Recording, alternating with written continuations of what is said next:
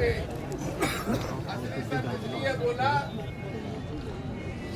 क्योंकि आजकल संत के भेद में लोग बहुत घूमते हैं जो संतत्व की जगह व्यवसाय करते हैं और करोड़ों अरबों की संपत्ति बन के भूमाफिया बने बैठे हैं। उनको मैं प्रणाम नहीं करता, मैं ऐसे ओरिजिनल संतों को प्रणाम करता हूँ जो जंगल में निवास करते हैं, जिन्हें ना कोई लोभ है ना लालच है, जो सिर्फ और सिर्फ जिन्ना सरकार जैसे व्यक्ति जो समाज में समरसता पैदा करते हुए हर व्यक्ति को आगे बढ़ाने का काम करते हैं, ऐसे संतों के चरणों में नमन करता हूँ। यहाँ बैठे जितने बुजुर्ग मेरे सामने हैं सभी बुजुर्गों के चरणों में नमन करता हूँ। साथियों, आज जो कृत्य हुआ और जिसके कारण हम सभी लोग यहाँ उपस्थित हुए हैं उसके बारे में आप सबको जानकारी हो चुकी है।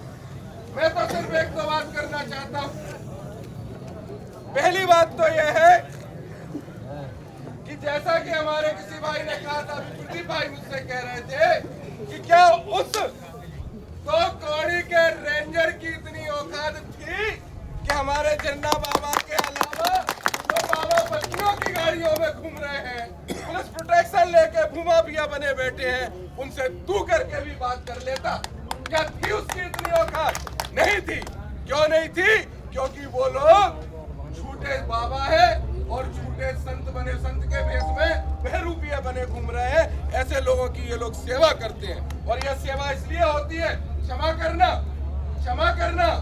यहाँ पर सभी जातियों के लोग हैं, मैं सबका सम्मान करता हूँ, लेकिन अगर इनकी जातकवादी मानसिकता नहीं होती तो वो क्या औकात थी उसकी और उसके बाप की महाराज जी से बात तो मैंने मंदिर पे भी कहा था, फिर कहता हूँ कि संत की कोई जाति नहीं होती, संत तो वट वृक्ष की तरह होता है और उससे भी बड़े वट वृक्ष हमारे महाराज जी हैं। आप बताओ, क्या जन्ना सरकार ने कभी जातिवाद किया? या कोई भी समाज ऐसी है जिसके घर पंचायत निपटाने ना जाते हो, आपस में लड़ाइयां निपटाने ना जाते हो, आपस में केस निपटाने ना जाते हो? जब हमारे ऐसा संत है तो उसकी कैसे हिम्मत हो गई? मुद्दा सिर्फ हिम्मत का नहीं है उसकी का, जरा पीछे हमें जाना पड़ेगा, पीछे जाना पड़ेगा, देखना पड़ेगा कि किसके जैक पे उछल रहा है। कौन ऐसा व्यक्ति है, कौन ऐसा व्यक्ति है जिसके संरक्षण में वो हमारे सैकड़ों हजारों साल पुराने आश्रम को बर्बाद करना चाहता है? क्या चाहते हो? सिकरवार और कलेक्टर जो भी हैं, बात सिर्फ सिकरवार की नहीं है। कल से अभी तक क्यों कार्रवाई नहीं हुई और कोई भी प्रशासनिक अधिकारी अभी तक यहाँ क्यों नहीं है? क्योंकि मामला सिर्फ पुलिस का नहीं है, मामला पुलिस का सिर्फ एफआईआर तक है, एफआईआर पुलिस करेगी, लेकिन उसके बारे में कौन बात करेगा? पुलिस के अधिकारियों को यह अधिकार नहीं है कि उसको सस्पेंड कर दें या उसको ट्रांसफर कर दें, यह नहीं है। यह प्रशासनिक अधिकारी कलेक्टर और डीओपी का मामला है। अगर सुन लो प्रशासनिक अधिकारियों, मैं सुनो, बिल्कुल क्लियर बात कह रहा हूं और आप सबकी बुजुर्गों की अनुमति से कह रहा हूं, आपसे चाहता हूं कि इसमें सहमत हूं। हम लोग संविधान को मानने वाले लोग, हम लोग शांति से आंदोलन करना चाहते हैं। हमारी लड़ाई किसी से नहीं, हमारी लड़ाई अपने संत महात्मा, अपने गुरु, अब हमारे ऊपर छत का जो काम कर रहे हैं, समाज के निर्माता और सब समाज को एक करने वाले गुरु के सम्मान की लड़ाई।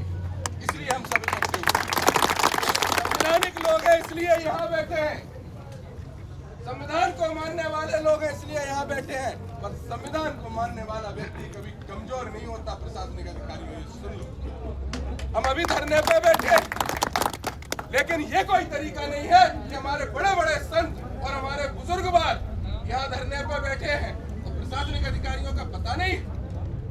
अभी शांति से चल रहा है आंदोलन, चलेगा संविधान के दायरे में, लेकिन हम इसको धीरे धीरे उग्रता की ओर ले जाएंगे। उग्रता का मतलब ये नहीं कि कोई मारपीट करेगा, कुछ नहीं है, चलेगा पूरा संविधान के दायरे में।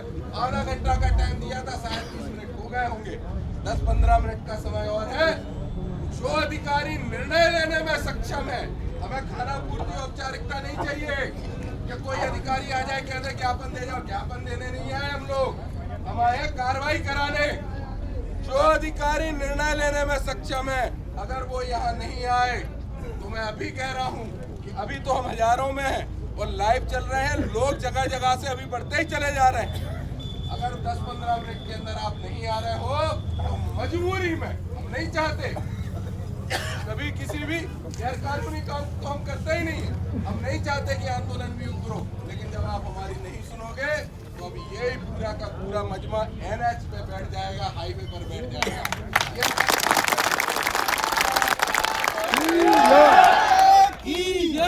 मतलब अगर ये चाहते हो कि NH जाम रहे, अगर ये चाहते हो कि शिवपुरी जाम रहे, और अगर ये चाहते हो कि ग्वालियर जाम रहे, और अगर ये चाहते हो तो हम लोग इतने कमजोर नहीं है, पूरा मध्य प्रदेश, पूरा भोपाल जाम कर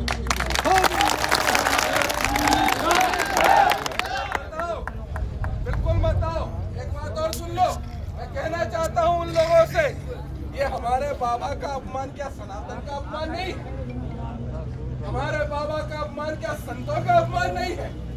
क्या हम उनको संत माने जो बड़े बड़े मठों में बैठ कर झूठ बोलकर व्यवसाय कर रहे हैं? अगर उनका कोई बात बने और इतने बड़े हमारे संत का अपमान जो जिसने अपना पूरा जीवन समाज के लिए समर्पित कर दिया, हम लोगों के लिए समर्पित कर दिया, अपमान पर वो लोग चुप क्यों हैं? भाई जो सोशल मीडिया पर उछलते हो छोटी छोटी बातों पे, मैं अपील कर रहा हूँ, लाइव चल रहा है, अगर आप लोग कहते हो कि आप सनातनी हो, उन मठाधीशों से भी अपील कर रहा हूँ तो कहते हो कि मेरा अपमान हो रहा है, मेरा हो रहा है, तो मेरे संत के समर्थन में आकर आओ।